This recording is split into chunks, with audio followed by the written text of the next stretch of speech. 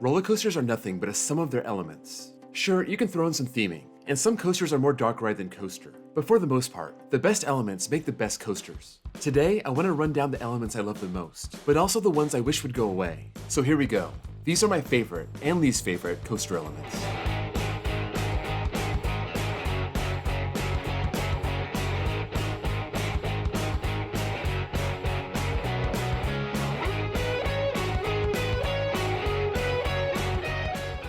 Let's start with my favorites and get to the bad ones later.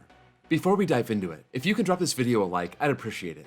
It helps me out with the YouTube algorithm. I also want to thank YouTube user R. Thornton for pitching this idea. Number 10.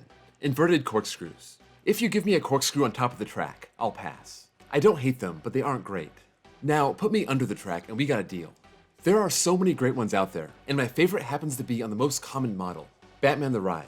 Those whippy double corkscrews are just awesome. By far the best part of the ride. It feels like it's trying to rip your feet off. Maybe this stands out because these aren't officially called corkscrews. They're called wingovers, and they only exist on Batman the Ride clones.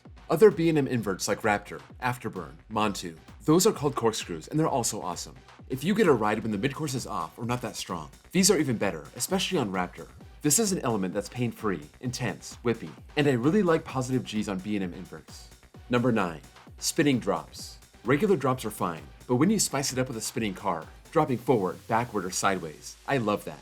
This can be as simple as a big drop on a family spinning coaster, like Phoenix at Adventureland, or Undertow at Santa Cruz Beach Boardwalk. And don't forget the awesome finale of the Gerstlauer Spinners, Fairly Odd Coaster, Pandemonium, Spinning Dragons. The highlight of that ride is after the midcourse breaks. That drop and hill are awesome, and when you're not facing it, you'll lose your stomach. I can't mention spinning drops without talking about Time Traveler. This is the godfather of spinning drops. 90 feet, 90 degrees. If you're in the back, you take that drop sideways and it's one of the greatest things ever.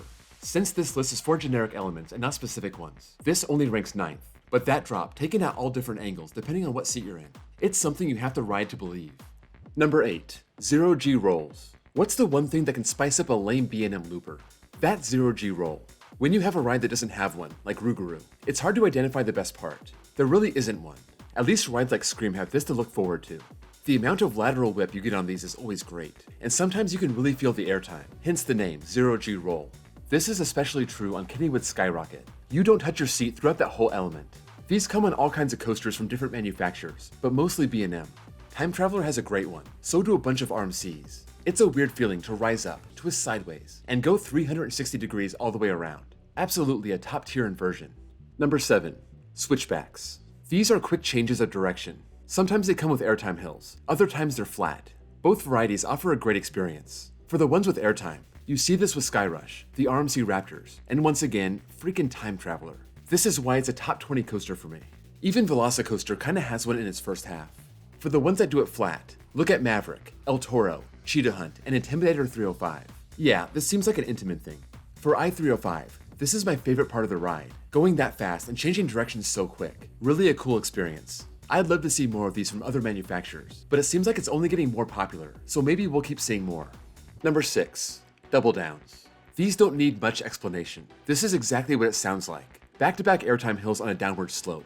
It's really 2 airtime moments for the price of 1. A normal drop gets you 1. The double down converts that to 2. The most famous one is on the 100-year-old Jackrabbit at Kennywood. But if you want another one, go across the park and ride Phantom's Revenge. That one is even more intense. Twisted Colossus has one on the green track. Wicked Cyclone has a great one. And of course, Lightning Rod takes this to a new level, turning the double down into a quad down.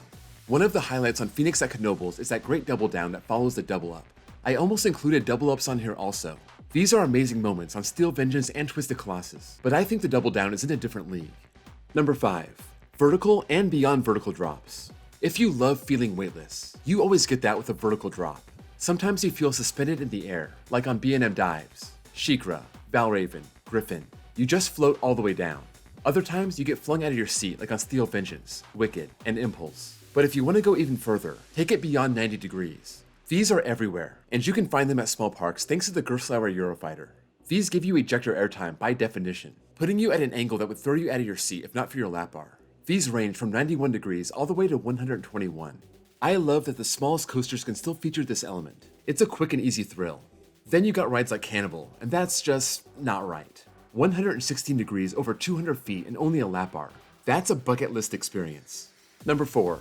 Zero G stalls. The only thing better than the whip of a 0G roll is when the coaster just leaves you hanging. These flip you upside down like a 0G roll, but you hang, and you straighten out the same direction you came in. RMC has mastered this. Goliath at Great America has one that's iconic. Twisted Colossus has one that many people say is the best part of the ride. Goliath seemed to start this trend, and you find these on a ton of RMCs. 5 years later, others are joining in. SNS put one on Steel Curtain. Premier Rides put one on West Coast Racers. Intamin put one on Velocicoaster. Gerstlauer is putting one on Palindrome. And Jersey Devil. What was the one moment I thought was really good? The 0G stall. Great element. Number 3. Compressed air and hydraulic launches. These came out really close together. The SNS Air launch in 1999, eventually being sold to King's Dominion in 2001, and then the Intamin hydraulic launch in 2002 with Knott's Berry Farm's accelerator. These revolutionized the launch coaster. They didn't pack in much power before these came out, and these really made the launch the highlight of the ride. These are extremely unreliable, so parks prefer other options, especially LSMs. But compressed air and hydraulic launches set a bunch of records. These can get you to 80 miles per hour in 2 seconds, or even 112 miles per hour in 1.6 seconds. I've never ridden Do Da Dampa, but I love the power of rides like Max Force and Powder Cake.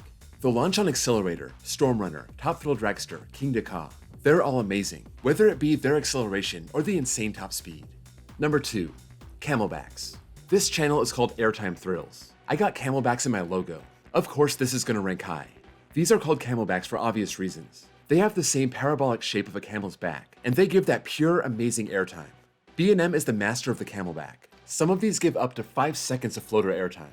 Intamin knows how to do it also. You see these on their Mega and Giga coasters. RMC has joined the game and focuses more on ejector. Storm Chaser has an amazing one after the first drop, and the small one on Twisted Colossus is my favorite element on the ride. But the greatest of all camelbacks come from El Toro. Those two after the first drop are just ridiculous. Some of the greatest ejector airtime moments of all time. You see these on all kinds of coasters, from giant woodies to small steel coasters, but it all comes back to B&M. This is the dominant element on their hypers, and that's what makes them so popular. Before we get to number 1, let's look at my least favorite elements. One honorable mention, just because this video is not about individual elements, but I have to mention X2's final Raven turn. This is so rough and uncomfortable. You have to hold your breath and tense up to avoid getting beaten up. You have to watch your calves or else you'll slam them over and over again against the train. It's not a fun part of the ride. My number 5 is high lateral moments. I find laterals okay in small doses, like the 0G roll, but when you're holding onto the side of the train as it rips you to the side, I don't find that enjoyable. It's just kind of annoying. Ghost Rider's last helix stands out for me here, but it's also one reason I'm not a big fan of Legend or Twister. Number 4 is Immelmann's. I really enjoy dive loops. Not quite enough to make the top 10, but the one on Goliath at Great America, the RMC Raptors, and Monster at Adventureland really stand out. The Immelmann is like a dive loop, but you enter from the bottom instead of the top. I couldn't tell you a single Immelmann I think is good. These always come after the dive coaster drops. I just get nothing out of them. Number 3 is LIM and LSM launches. Of all the coasters that I've been on, at least, these magnetic launches are pretty lame. They get the train up to speed, allowing it to make it through its course, but the launch itself has no bite. I think of all the Machs and Premier Rides coasters that have weak launches. All of those use magnets. The strongest one I can think of is Maverick, though that's kind of a rolling launch, just like Velocicoaster has. The rolling boosters are better, but in general, I don't love these. Number 2 is the Pretzel Loop. I know this is very unpopular. Most enthusiasts love these. They're just too much for me. They're too much for everyone I know outside the coaster world. You talk to a coaster enthusiast and they gush over the Pretzel Loop. Then you talk to a GP and that's the one part they aren't looking forward to. I don't blame them, that's how I feel. These are on B&M flying coasters, and it's a crazy high positive G moment you feel in your chest all the way up to your face. It's a lot to take. It's not really for old guys like me. Number 1 is the Cobra Roll. It's funny how I used to be obsessed with these. We didn't have a good B&M Cobra Roll in California for a long time, but I was looking at the one on Medusa at Great Adventure, or Alpengeist, or Raptor, or the Hulk, and I was thinking how amazing it would be to have one at Magic Mountain. We got one in 2003 with Scream, and I found the element to be pretty lame. Not only does it offer no thrill, it can also be a headbanger moment. Vekoma and Intamin also make coasters with Cobra Rolls, and they aren't any better.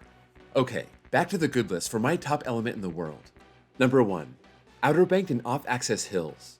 It seems like RMC is responsible for this one. You kind of see it with Iron Rattler on the quarry wall, but they put amazing ones on Wicked Cyclone and Twisted Colossus in 2015. Lightning Rod has some small ones with those twist and shout elements, but they outdid themselves with Steel Vengeance. The big Outer Banked Hill is my number 1 element of all time, and here's why. The track hits the peak of the hill and twists the wrong way, throwing you out of your seat. Then it pulls down the other direction, so you stay out of your seat the whole way down till you hit the bottom. It's a genius idea. Twisted Timbers has a small one that's awesome. My favorite part of the ride, even over the triple camelbacks. Other manufacturers are joining in now. Vekoma is doing it with Phoenix. Intamin did it with Velocicoaster, and now they have a big one with Pantheon. I'm sure we'll see more in the future. Bottom line, it accentuates the airtime by adding another factor that throws you out of your seat, and that's why it's my number one. That's a wrap on my favorite and least favorite elements. Let me know what you think about these. Which ones you would have added that I left out, and what your favorite and least favorite elements are. Sound off in the comments below.